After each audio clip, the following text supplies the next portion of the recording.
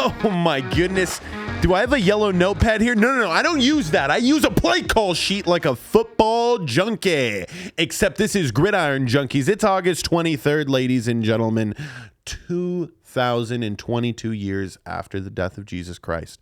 And I welcome you to the show. Today we're starting off with something that was released this weekend. Obviously, like I've stated before, preseason football means very little to me. So that's why I've been focusing on fantasy football names. And if any other interesting headlines like offensive line coaches making their players like 15 or 20 of their players throw up a practice, I'll cover that. Because preseason football is kind of trash. But in today's show, I'll give you a little show flow. In the first half, we're going to be talking about the Dana White story. And then we're going to be going into Kyler Murray's haircut. After that, then we're going to be going into the Steelers, a little bit of quarterback controversy. And then I got to cover some bad takes that I had earlier in the week. But let's hit hot button topic number one. Dana White this weekend on a simulcast with the Gronks. What an amazing family to have announce UFC stuff. As a matter of fact, none of them did UFC. I don't know if any of you guys know that. They probably just trained people, but I found that simulcast to be extremely boring, and we just missed the most important parts where they bring these celebrities on to drop these bombs. It was a UFC card, so of course they had to have Dana White on, and this is what Dana White said on the simulcast with the Gronks. I'm the one, I worked to put that deal together for Brady and Gronk to come to the Raiders. And it was almost a done deal. And at the last minute, Gruden blew the deal up and said that he didn't want him. And all hell broke loose, man. It was crazy.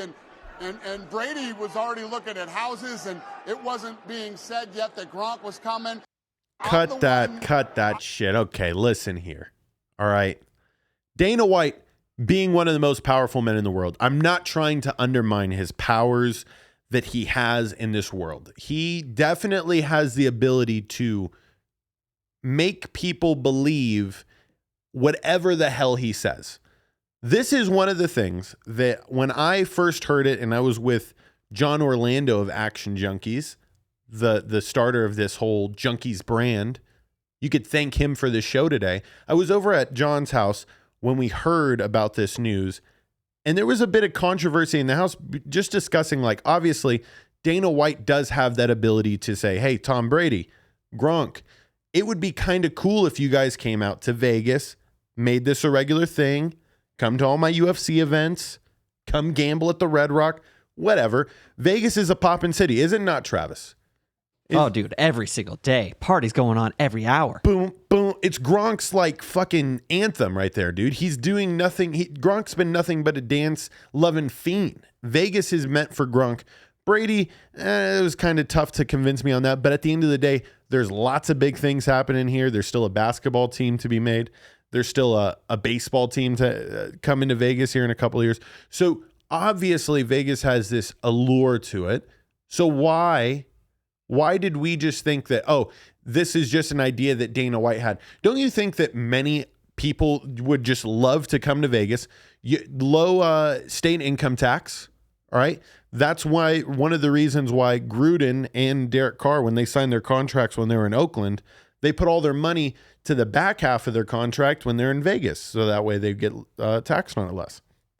Of course, it runs through these people's fucking minds. But if we think that Dana White had the ability to bring two of the greatest NFL players in NFL history to Vegas, and Gruden said no to it, I think you're fucking crazy. Like, obviously, that was just something that Dana White said.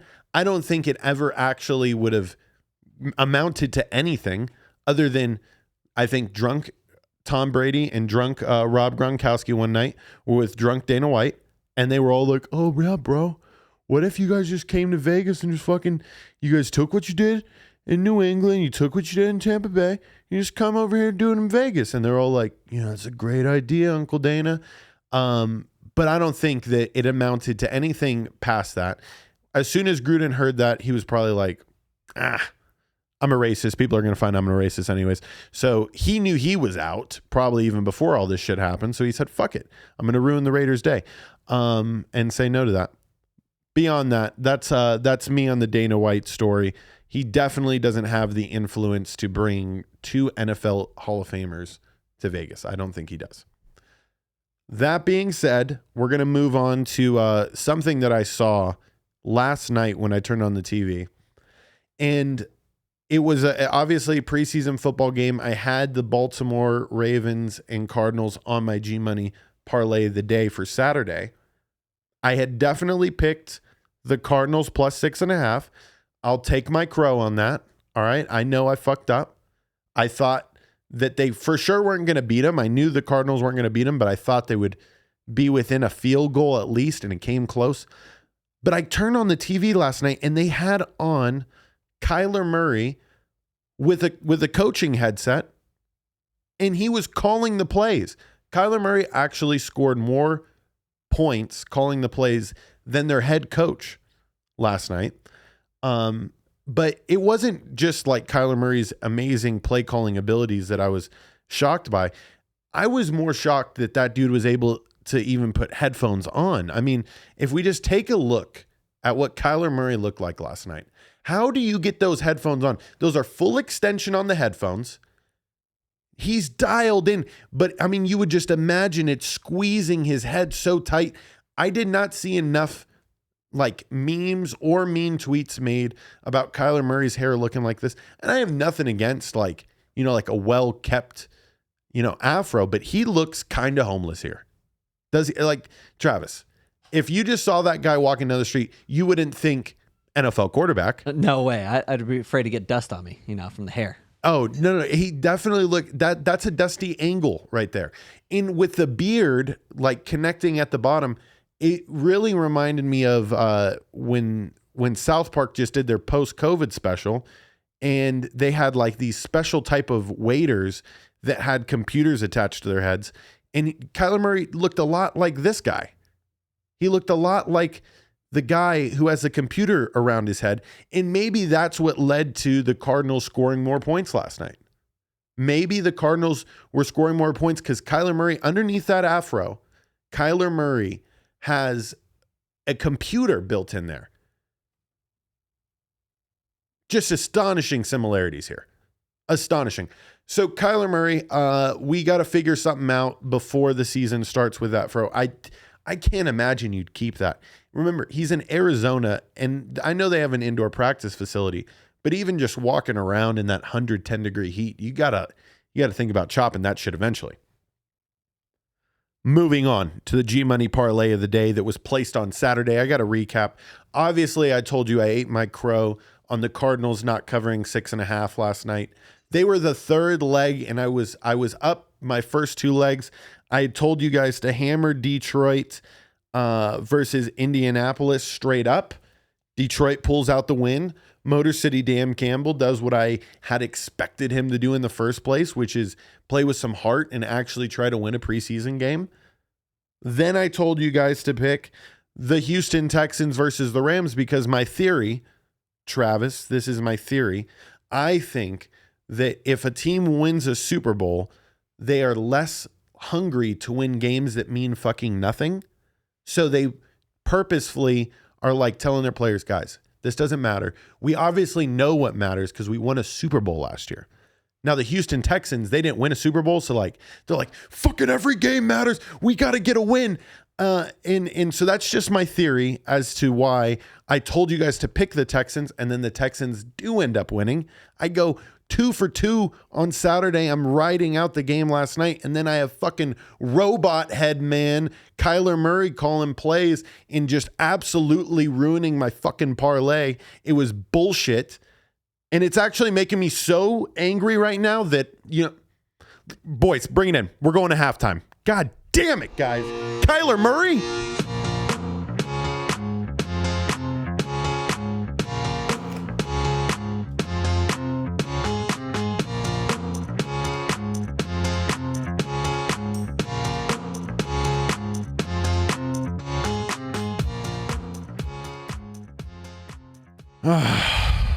Fucking Kyler Murray ruining my goddamn parlay. There's a bit of a quarterback controversy happening right now.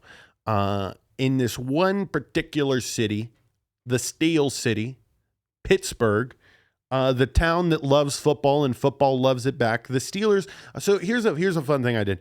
I obviously am on all social media platforms, and that's like my only growth as of right now. Going kind of crazy on TikTok. I'm probably gonna hit 100K likes by the end of the month. That's the goal. So make sure you guys follow Gridiron Junkeez just across on all platforms so that way we can continue to do this show successfully, because I know very few of you will listen to the whole thing, but that's the plan, is to grow the Gritty Nation. That's the name that my family came up for my college. I love it so much. The Gritties. Yeah. There's other names. There's other names pending. But as of right now, all the Gritties out there listening, we appreciate you. Back to this quarterback controversy in the Steelers City. All right. You have Mitchell Trubisky shipped in there from the Bears. You have Kenny Pickett, the first-round draft pick from the University of Pittsburgh, so the hometown boy. And then you have Mason Rudolph, the guy with the giant head. And Travis, I'm actually going to task you with this. Can you find when Mason Rudolph, Mason Rudolph getting hit in the head with a helmet? Just because I want to relive that with you, because I don't think you may have ever seen that. But Mason Rudolph, their third string quarterback at the moment. Part of the reason why he's third string is because he lost a whole bunch of brain cells after Myles Garrett took his own helmet off and smashed him in the face with it. Is this it? And the Steelers are just trying to have. Yep. No, it's going to be a little bit further, and you'll see. You'll see. Yeah, right around there. Go back a little bit. Okay, we're pulling up the video now. So yeah, if you want to share that, that'd be fine. He yanks his own helmet up. This is their third string quarterback. So Mason Rudolph gets up, and then he gets fucking clobbered with a fucking helmet right to the head. Literally one of the nastiest hits ever. But that's why he's the third string quarterback, because his head still hasn't like really recovered. And then obviously his offensive lineman had his back there or whatever. He got pushed down again at the end. It's kind of fucked up. All right. So back to me. Mason Rudolph obviously is the third string quarterback for the reason stated and the video showed above. But Mitchell Trubisky and Kenny Pickett are going at it really fucking hard right now in this quarterback battle. And it's a city in which, like I stated, they love football.